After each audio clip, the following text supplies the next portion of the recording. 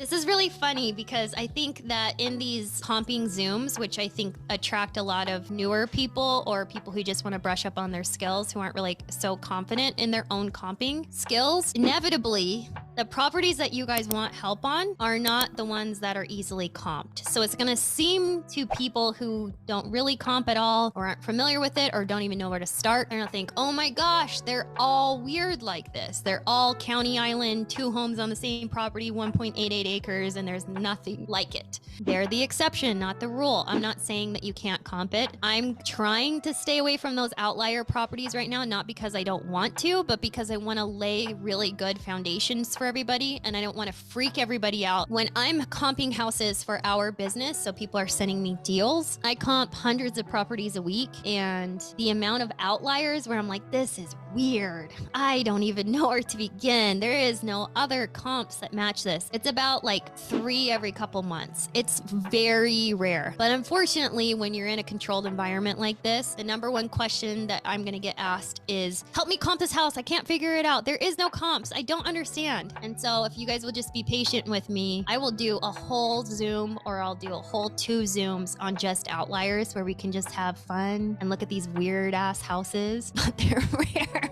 So suggestions on how to comp that. The thing that I always do, if I can't figure it out, so I'm assuming that you went through my column A and you made modifications, every single modification that's in column B, like you went out 2.5 miles instead of just in the neighborhood. You went out 6 months instead of just 3 months. You upped square footage to plus or minus 20%. You did all of that and you still can't find something, then ask someone else. That's always what we do. There are times I can go through my phone probably and find Cody and I going back and forth. Hey, this one's a little weird. Would you mind giving me a second opinion? Or I can't really find anything. Can you help me out? I'm not saying that Cody knows something that I don't, or I know something that Cody doesn't. Sometimes it's nice to have 2 brains into one and be like, he's having a hard time too. I'm not crazy. Now, if it's really hard, I won't touch it. And here's why. Why would I want to fix and flip a house that I'm having a hard time finding a value? That means I can't find 3 close comps, which means that I'm going to have a hard time with an appraiser later. And all of you who are like, well, when you buy a house to flip, you don't have to get an appraiser. Well, I'm going to buy it cash. I'm going to buy it hard money. I know that. But once you're done and the ARV that you need that you can't figure out, your end buyer is more than likely going to get a loan. And so an appraiser is going to get involved.